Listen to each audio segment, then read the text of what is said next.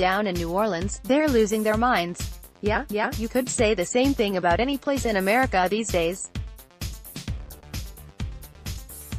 But in the wake of the Saints' loss to the Los Angeles Rams in Sunday's NFC Championship game, and the officials' failure to call two late-game penalties, which contributed to the Saints' demise, disappointment is turning into outrage, which is turning into insanity.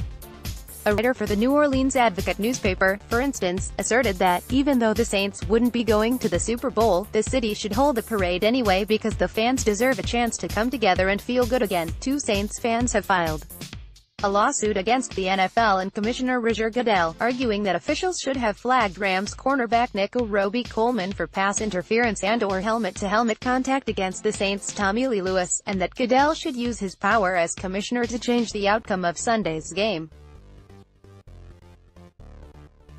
And Rep.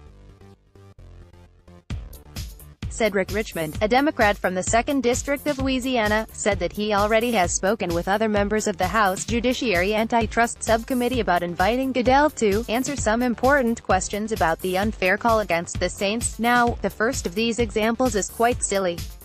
Mardi Gras season began earlier this month, so there already have been plenty of parades around town. And if there's one thing that's not lacking in New Orleans, it's the opportunity for people to come together and feel good, trust me. My colleagues and I were there 2 weeks ago to cover the Eagles-Saints game. We were nothing if not opportunistic, but the second two, those are worth taking a bit more seriously, just because they get to the primary concern for the NFL out of that game, the integrity of the sport. Complaints about NFL officiating have been a drumbeat for years now, but the egregious nature of that Saints-Rams blunder has inspired a campaign for a solution: allow pass interference calls, or non-calls, to be reviewable on instant replay. It sounds simple enough, and it's an understandable proposal. The viewers are privy to every available camera angle, and that creates a crisis of credibility for officials when they don't see something in real time that slow motion makes plain to us. And so, when the league decides change is necessary, the remedy is always the same. Clarify the rule. Expand the rule book and the scope of instant replay. It won't change the game much. We'll get it right next time. This will never happen again. The problem, of course, is that there are always unintended consequences when you're chasing a quarry, human perfection, that you will never catch. Let's assume that the NFL Competition Committee makes pass interference, a subjective judgment call, reviewable. The league will then have to establish more rules and guidelines for what constitutes pass interference, so that an on-field official has more objective criteria to rely on when weighing whether to call it. Otherwise, the replay official's judgment will merely be substituted for the on-field officials, and the credibility questions will remain.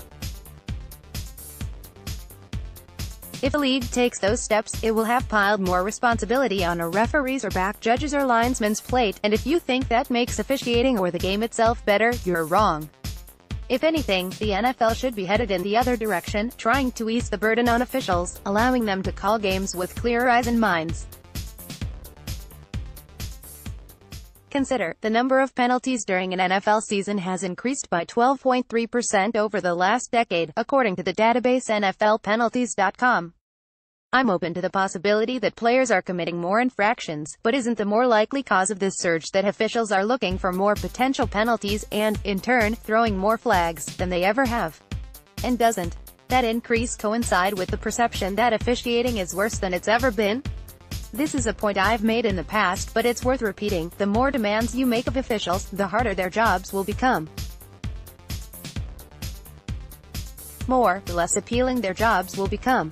We already have a nationwide shortage of people willing to be referees or umpires at lower levels of athletics.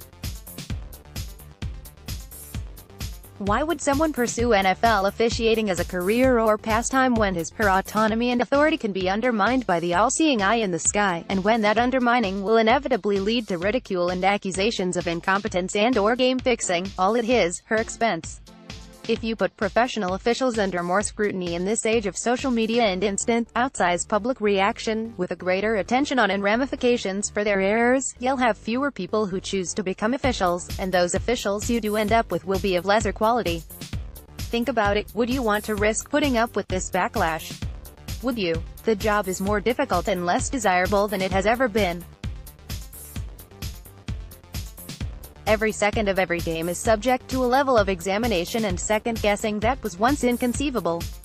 Every snap, handoff, pass, hold, or block in the back is a reason to call an official's decision into question, and now that's happening online, in our courts, and in the halls of Congress. The crew that worked the Saints-Rams game made a mistake, a bad one. But that's all it was, a mistake, and the ridiculous reactions to it, the shrieks of "That's not fair. Do something about it. I deserve to feel good again," across the digital stratosphere, say more about us than they do about the men who made it.